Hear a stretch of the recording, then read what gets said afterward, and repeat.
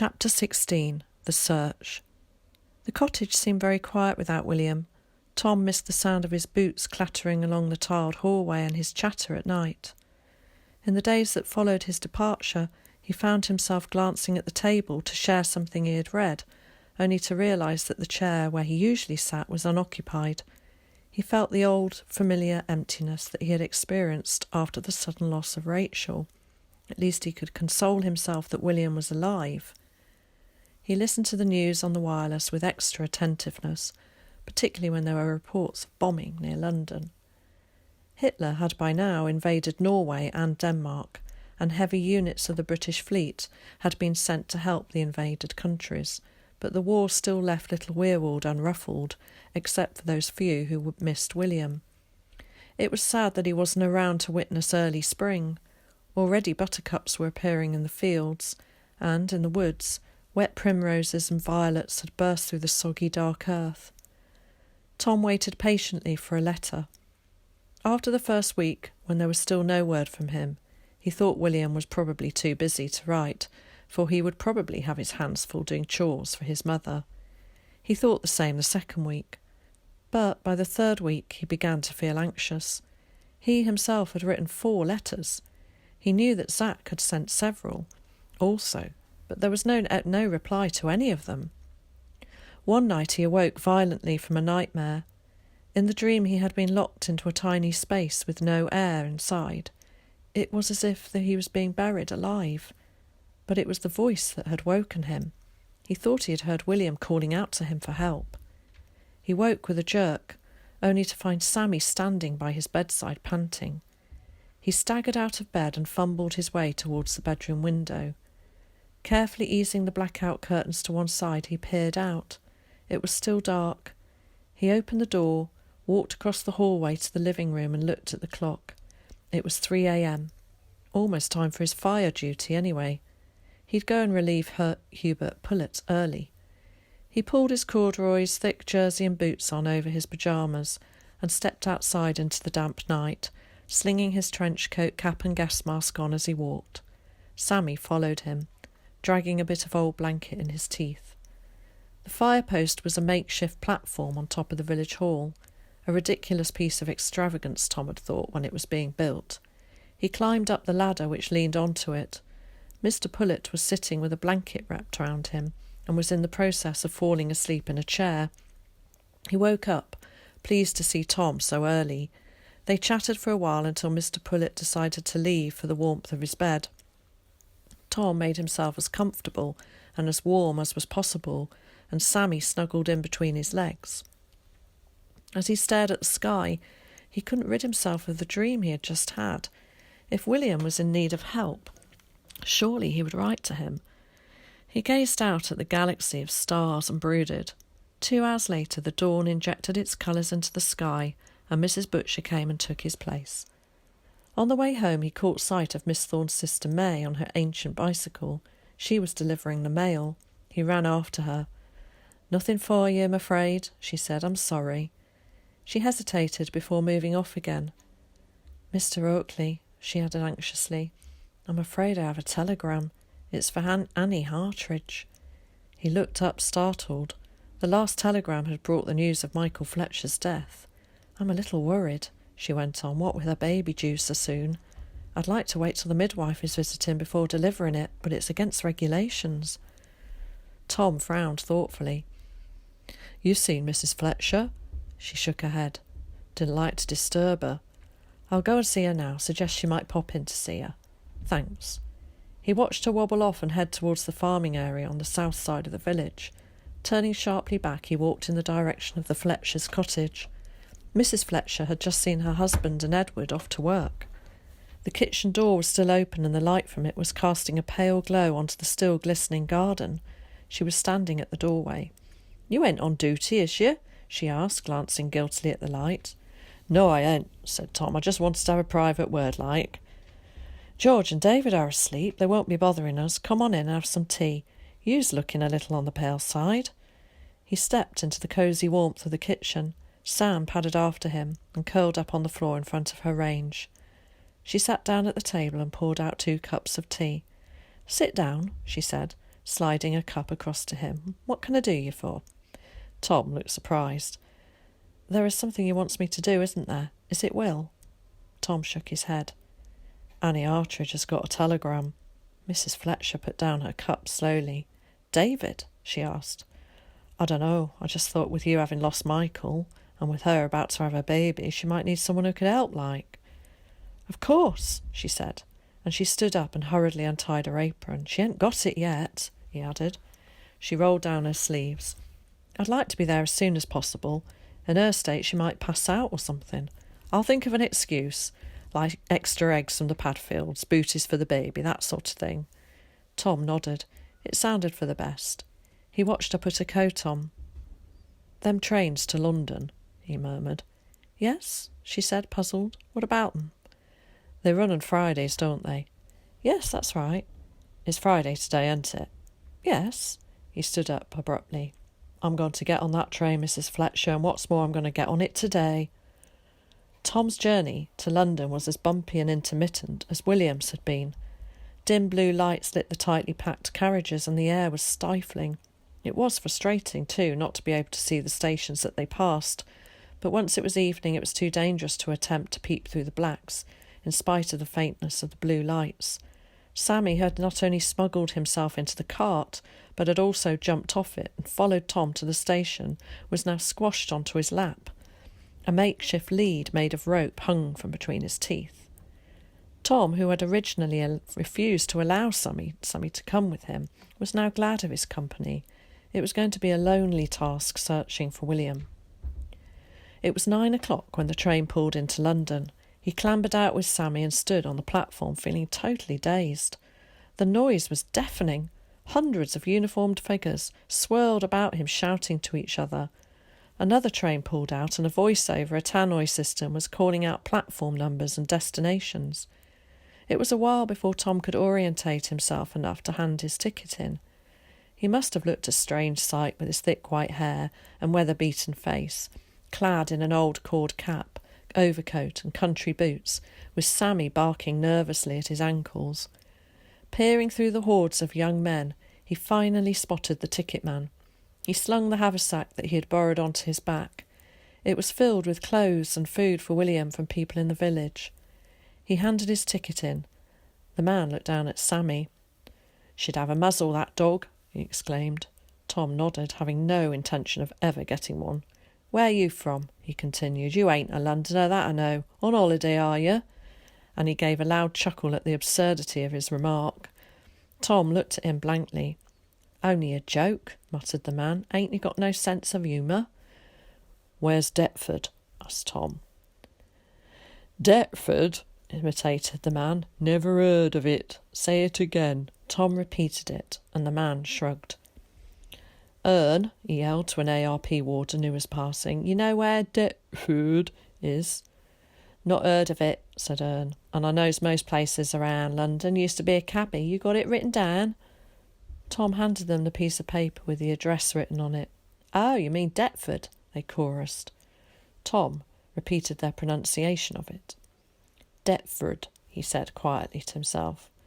They waved their arms over to the left towards an archway and directed him towards a bus station. Tom thanked them and headed in the direction they had suggested. The two men watched him and Sammy walk away. "You don't half meet some queer uns here," said the ticket man. "I hope he ain't a German spy," and they gave a loud laugh. Tom held on to Sammy's lead firmly, for in the unlit street he kept colliding into people. He finally got onto a bus that would take him part of the way to Deptford, but it was a painfully slow journey. He stared in amazement at the conductress in her manly uniform. She was a little irritated at first, and then realised that he was a stranger to the city. "You one of them refugees?" she asked kindly. "No," he replied, "I don't think so." "Where are you from, then?" "Little Weirwold." She didn't understand him. His accent was too thick for her. "In the country, is it?" she shouted, thinking he might understand her better if she raised her voice. He nodded. "What brings you to London?" "Come to see a little boy." "Oh, grandson, is he?" Tom nodded. He knew it was a lie, but he didn't want to go into complicated explanations. Sammy sat obediently on his lap. By the time Tom had changed buses and been directed and misdirected, it was midnight before he reached the area where Willie lived. Accustomed now to the darkness, he could make out only too clearly the awful living conditions. Small dilapidated tenements stood huddled together, all in desperate need of care and attention. So this was William's background, he thought. Suddenly a loud siren wailed across the sky. He froze. What was he supposed to do? He had read about communal shelters in the newspapers, and he knew that people often crowded into the tubes, but he had no idea where the nearest tube station was. "Come on, move on there," said a loud, brusque voice. "Move on to the shelter." A group of people brushed past him, grumbling and cursing. "Who's got the cards?" yelled a woman in the darkness. "Alf, have you got me bleeding cards?" A young girl bumped into him. "Here, mind where you go, mister," she rebuked him sharply. "Sorry," he muttered. He shouted after her, "Where's you going?" But she had run away. He felt a hand on his arm. It was a warden, a breezy man not more than 10 years younger than him. "You seem a little lost, sir. Come with me." Tom picked Sammy up in his arms and ran after him, towards a long brick building with a large grey S painted above the door. The warden, Tom discovered, was the caretaker of the local school. He and several other men had been elected to be wardens by the people in the area. He sat down by Tom. "You know dogs ain't allowed in shelters, sir." Tom stood up to leave, but the warden touched him gently on the arm. "I think we can overlook that, though." He gazed at Tom, puzzled. "Where are you from, then? You look like a countryman." "I am," he answered. "I've come looking for a boy that stayed with me, like. Evacuee he was." The warden looked astounded. "I think you'd best head back home. We've hundreds of the blighters running away. We just send them back. Makes no difference. They just come in running back again. You're the first person I've met who's come looking for one." A young girl peered cautiously over the edge of one of the hammocks that was slung from the ceiling. The warden caught her eye and she lay back quickly and disappeared from sight. "That's one," he said, indicating her swinging sleeping quarters. 15 times she's run back here. She said she'd rather be at home, even if bombs do drop here, than be miserable and safe in the country. "He didn't run away," said Tom. "Oh?" "No, I had a letter from his mother saying she was ill, like, and could he come back for a while to help out. I ain't heard nothing since." "How long has he been a-gone?" "Near a month." "How long was he with you?" "Near 6 months." "6 months?" Tom nodded. "And he didn't run away?" "No, he was happy." The warden rubbed his chin with his fingers and sighed. "Look here," he said, "there's nothing you can do, I don't think. Could be when he got home he forgot about you." "Perhaps. It's just that I'd like to see that the boy's well. Then I can rest peaceful like." "Blimey, I never met anyone who cared that much for him. I hear such stories about you country folk, not nice uns either. No offence," he added, "but I can see some of you are a kind-hearted lot." And he went on, raising his voice. "Some people, Helen Ford and brothers, is downright ungrateful." The hammocks jiggled violently at this last remark. "Maybe I can help you find this boy. What was your name now?" "Mr. Oakley. Thomas Oakley." "Well, Mr. Oakley, you say he's from this area?" Tom nodded and brought out the piece of paper from his pocket. The warden glanced briefly at it and looked up startled. "Why, it's in this very road. I know number 12, Willie Beach. That the boy?" Tom's heart leapt. "You seen him then?" "Not since last September. Saw a large party from the school leave for the station. That's the last I saw of him. Quiet boy, don't mix. No friends as such. Bullied and ragged a lot by the kids. Sitting target, really. Sickly-looking boy. His mother thinks she's a cut above everyone. Don't fit in here at all. Never have. Over-religious type. Bible-thumping, you know what I mean?" Tom nodded. "Still, it's part of my job to check who's here and not's here in case of bombing, and having to identify, and I ain't been notified of him being back. I ain't seen much of her either." He glanced across the crowded shelter and waved to someone at the far end of it. "Glad might know something. Glad!" he yelled. "Glad!" A fat woman who was sitting playing cards looked up. She smiled, exposing 3 teeth and a large expanse of grinning gums. "Yeth, love," she lisped. "What is it?" "It's Mrs. Beach on night shift this week. She ain't here." "Is she ever?" retorted Glad. "What you want to know for?" "Man here looking for little Willie." Run away, has he? Didn't think he had it in him. No, man says Mrs. Beach wrote for him to come home. At this, Glad climbed over several sleeping bodies and lumbered towards them. What are you on about? She told me he was staying. Said he was wicked and was being sent to home for bad boys. Boy was never bad with me, that I can vouch for, said Tom. And who are you then, sir? Glad asked. Tom Hawkley. Willie stayed with him for nearly 6 months. Glad shrugged. I ain't seen him since September. What about Mrs. Beach? Began Tom. She keeps to herself, bit of a madam. Thinks she's a bleeding saint, if you'll excuse me language. She does night shifts, so I don't never see her. I live next door, you see. Mind you, she whispered, I don't half hear some funny noises. Very funny. How do you mean? Queried the warden. Bumps and whimpers. Bumps? Yeah, like furniture being moved around. What's funny about that? At 3 in the bleeding morning, that's what's funny. She's probably dusting her Bible. The warden turned wearily. Looks like a dead end, don't it, Mr. Oatley? I'd still like to see where he lives, said Tom. You come with me, love, said Glad. You fond of that Willie, then? Tom nodded. Queer that. You're the first person I know who is. I don't think his own mother is even fond of him. Maybe she'll see me, said Tom. Blimey, I forgot. She's gone away to the coast for a Bible meeting or something. She told me last week. Dunno why. She don't usually condescend to even look at me. Why weren't I informed? Commented the warden. It's up to her, ain't it? The warden gave a despairing sigh. Do you still want to see the place, Mr. Oatley? He nodded. They had to wait a good 2 hours before they could leave. The small building grew foggy with tobacco smoke. A WVS lady in green uniform visited them with tea and sticky buns, and a man called Jack unclipped a rather battered accordion and started playing it. The small group that Glad was part of were in the middle of singing We're going to hang out the washing on the Siegfried line when the all clear was sounded, and they left it unfinished in their scramble to get out. Tom was relieved to be outside again. His clothes smelt of stale tobacco and sweat. He breathed in the night air as if it was nectar. Glad was waiting for him. Together, she and the warden accompanied him to Willie's home. She fancies herself, doth our Mrs. Beach, lisped Glad. She'th got the downstairs and the upstairs room. She sometimes rents her bedroom and sleeps downstairs. Well, she saith, and she winked and gave Tom a nudge. They stood outside number 12 and peered in at the window. One of the newspapers had slid to one side.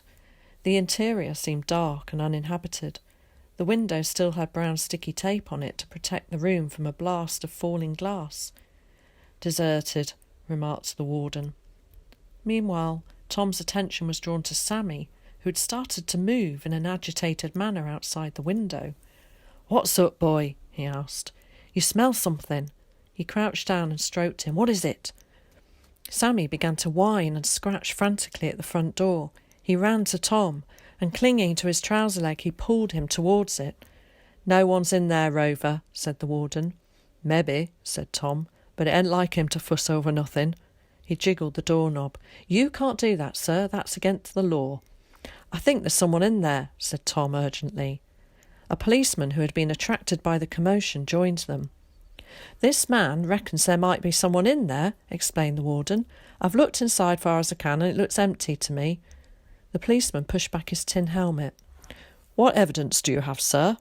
Tom pointed to Sammy, who had grown quite frantic. He began to bark loudly, still scratching feverishly at the locked door. They all glanced at each other. "I'd like to enter," suggested the warden anxiously. "I'm worried about the mother and boy living there." They knocked on the door loudly, but there was no answer. Sammy leapt up and hurled himself at it.